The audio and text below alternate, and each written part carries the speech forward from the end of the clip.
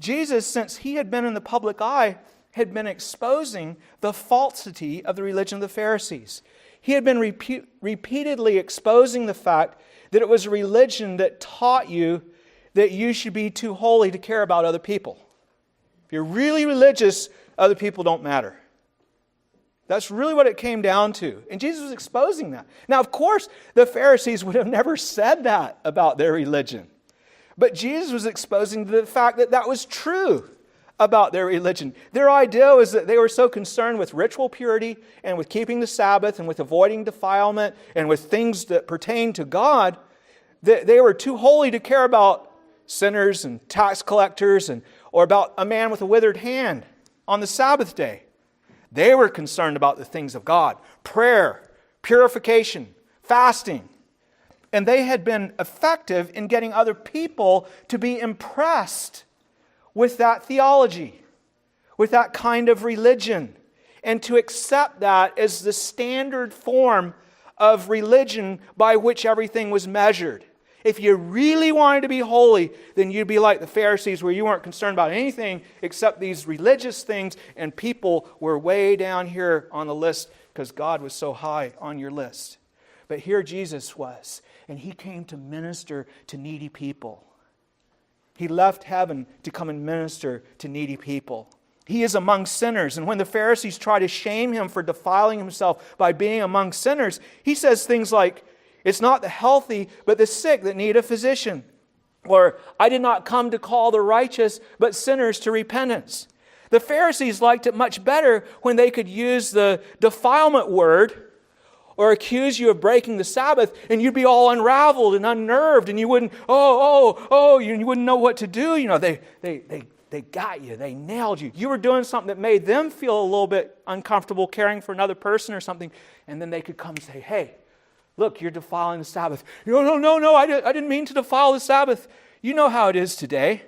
All you have to do is say, "You're a racist," or "You hate women," or "You're homophobic," or "You're unscientific."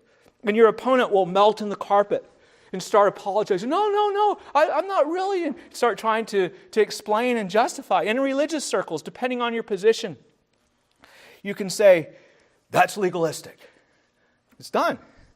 Melt. "Oh, no, I'm not legalistic." Or, "That's Pharisaical." Or, "That's unloving." Or, "That's Roman Catholic." Or, "That's Baptist." Or, "That's liberal." Or whatever it is. And then on the other side of the aisle in the political realm, you can say, "That's Marxist."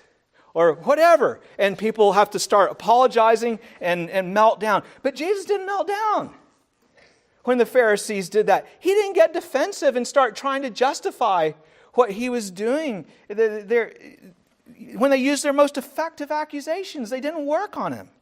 He was not unnerved, and that made them unnerved. He turned their accusations around and exposed the wrong that was in them. And this was entirely unacceptable to them. It was not something they were prepared to live with.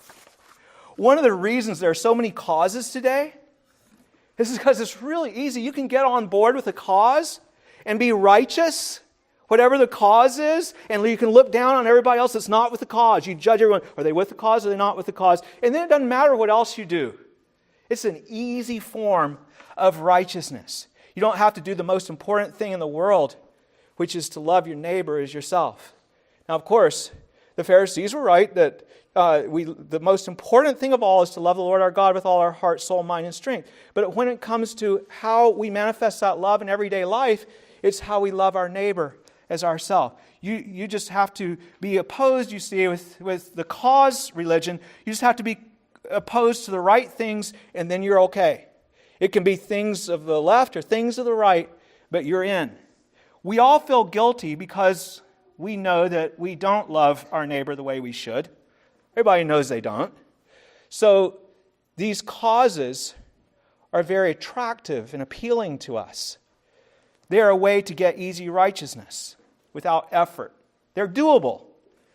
Again, I can be respected as a person who is too holy to care about other people. And I use holiness in a very broad sense here. I'm so concerned with women's rights that I don't care if babies die. See? I'm concerned for the right thing, so it doesn't matter if babies die because I'm concerned for women's rights. I'm so concerned with my prayer ritual that it doesn't matter if I ignore my wife in her need because I'm going to keep my prayer times. I'm so concerned about transgenderism that it doesn't matter if I curse someone out for not using the right pronouns. Whatever the holy thing is, that justifies you, and it doesn't matter how you treat other people. Other people don't matter. They're disposable because the cause is the thing that is elevated. Jesus exposes this hypocrisy, and He shows us how much we need Him. All of us need Him. None of us can claim that we are righteous.